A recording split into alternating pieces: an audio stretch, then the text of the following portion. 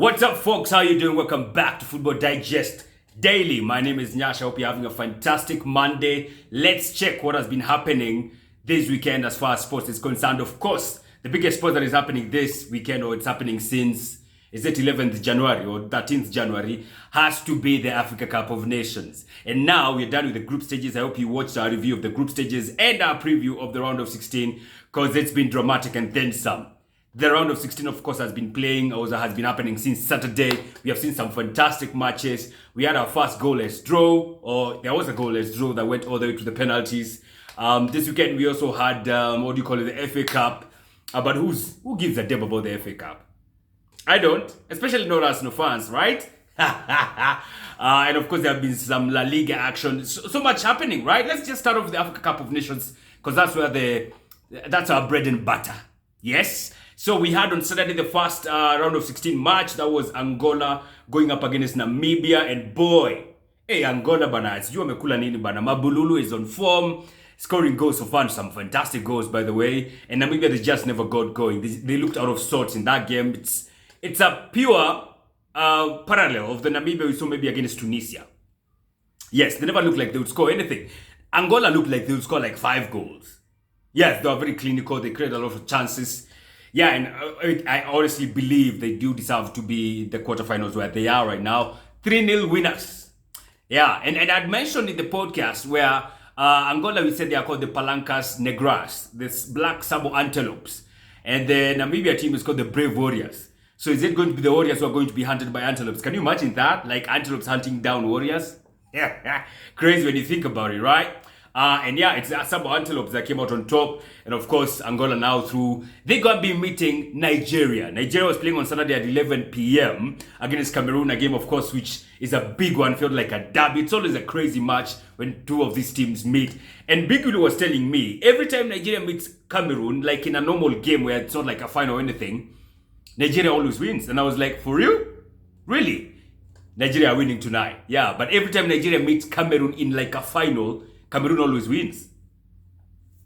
Crazy, right? And so that game, Nigeria won 2-0. Ademola Lookman with a goal. Who scored the first goal for Nigeria? Who scored the first goal for Nigeria? Is it Aina? I can't recall the guy's name. But yeah, I think Nigeria played well. And you see, like, going to this game, we're not so certain about Nigeria on how they play. Like, we have not seen them dominate a match and create chances and convert them and score maybe lots of goals. You know, and so going up against another Cameroon that just sneaked in by one of the four that placed teams, what is it gonna be? And of course, there's a history between the two teams. Nigeria lost to Cameroon in 2000, AFCON 2000, when Cameroon won the game 4-3. So what is it going to be? And Cameroon, I mean, I feel like for me, they never looked like the better team.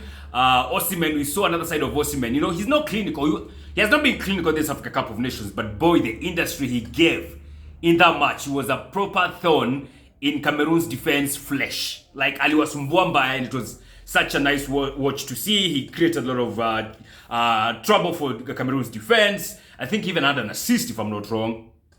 So it's nice seeing that side of him. And of course, 2-0 winner for Nigeria. Sisi Kama Nigeria, the Super Eagles, we are soaring high.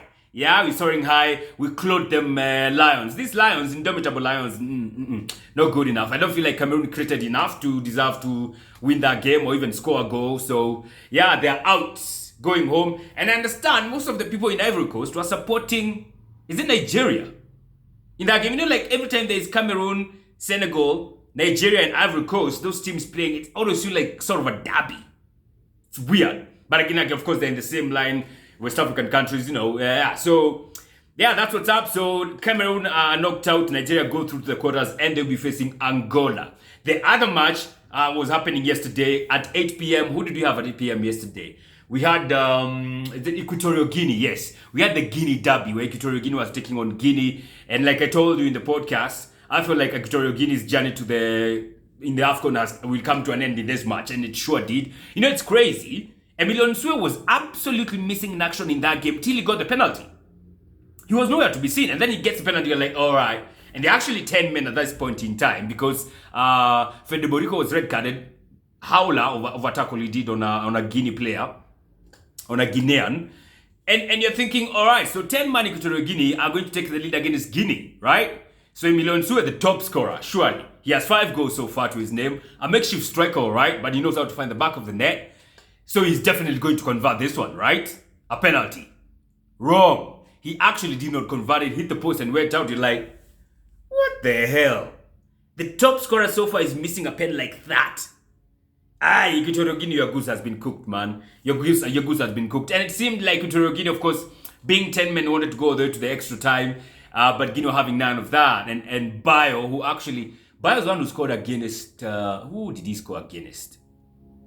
Bio scored a goal in the first goal for Guinea scored in the Africa Cup of Nations group stage match was actually Bio scored. And he scored the goal for Guinea in the dying minutes. It was actually 7 minutes and 40 seconds of the 8 minutes of extra time.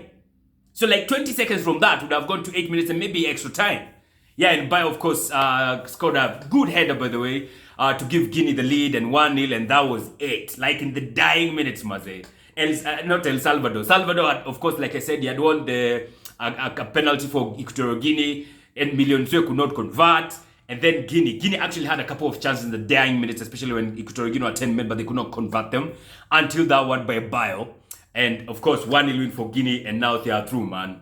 Yeah, so interesting, man. Equatorial Guinea, of course, I feel like they have been the highest scorer so far in the Africa Cup of Nations.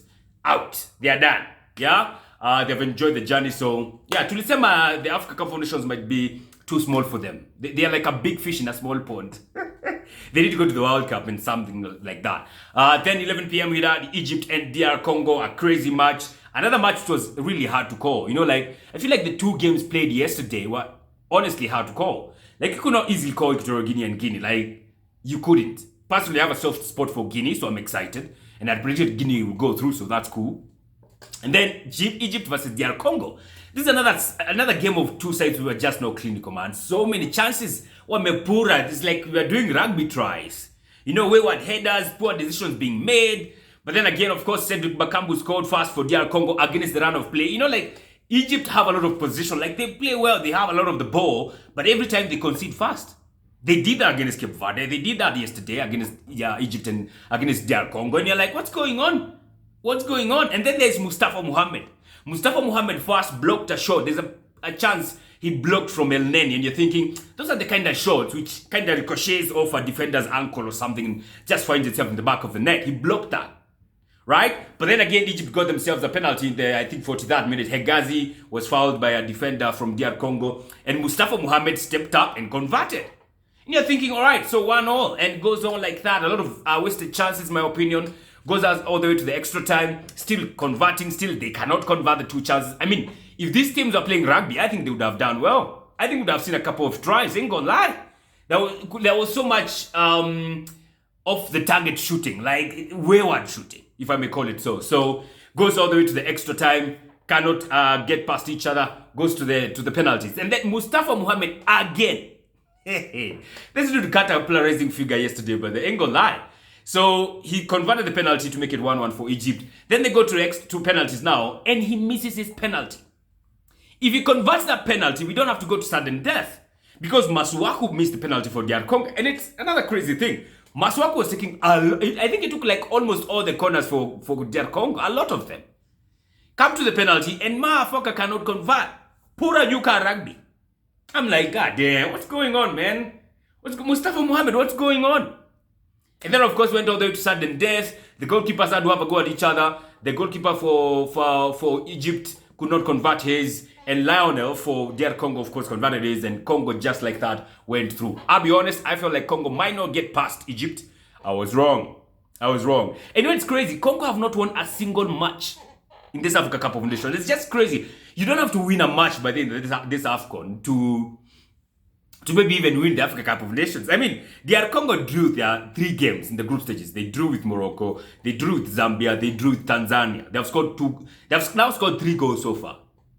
1-0 with Morocco, 1-0 with Zambia, 0-0 with Tanzania, 1-0 with Egypt. And now they are through to they didn't have to score, they didn't have to win a single game.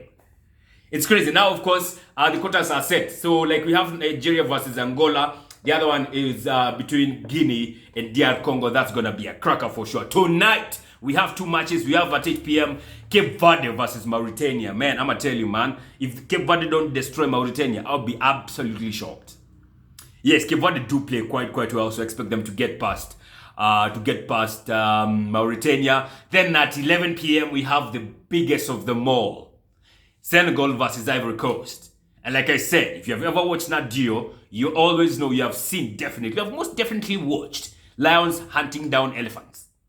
Yes, and that's going to be the case tonight when Senegal, the Lions of Teranga, absolutely demolished those elephants of Ivory Coast. So let's see if Brimongina, who was our guest on the previous podcast, was talking about Ivory Coast and Nicolas Pepe and how they're going to get through. Let's see how that happens.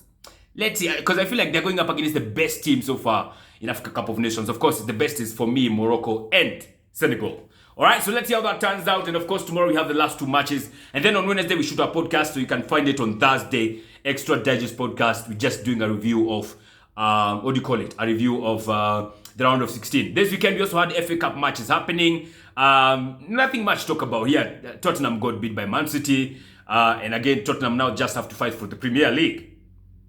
Yeah, Manchester United won against Newport County. Walikimbizwa, they had to sweat properly. Anthony scored a goal and assisted. The first time he has scored a goal since April last year. Jama is 3 months shy of clocking a year without a goal. Yeah, anyway, he scored a goal and assisted. And Manchester United won 4-2 against Newport County. Kobe Mainoo scored his first goal. Fantastic for the 18-year-old midfielder. So yeah, Man United are through. Liverpool beat Norwich City 5-2. Chelsea drew Aston Villa. I think they'll have to do a replay for that one. Yeah, another extra match now for the 2 teams. Yeah, so just like that. Also, since I was last year doing a Football Digest Daily, Klopp has said he's leaving. And of course, we had an extensive talk about that. I shared my opinions. We fetched a few opinions from other football fans. I'm sure you've watched that. And Barcelona, Xavi has said he's leaving Barcelona at the end of the season. Barcelona, they're falling down like a stone in water. It's crazy. They got beat 5-2 by Villarreal at home. Their first game at home in the year, they lose 5-2. Those are like 3 back-to-back losses for Barcelona. It's crazy. Something has to give. And the something that is giving is Xavi leaving. Yes, so that's just about that. So that's it. We have Premier League matches happening this week, by the way. We are back to the Premier League. Since come Arsenal, we've been resting a lot. Since we clapped Crystal Palace 5-0 like 10 days ago, we are playing tomorrow against Nottingham Forest. Tomorrow we also have Aston Villa versus Newcastle. That's going to be crazy. Then on Wednesday we have a big one, Liverpool versus Chelsea. And then on Thursday, the big one will be Wolves welcoming Manchester United. So let's see how that one turns out. Have a fantastic week. God bless. Catch you on the next one.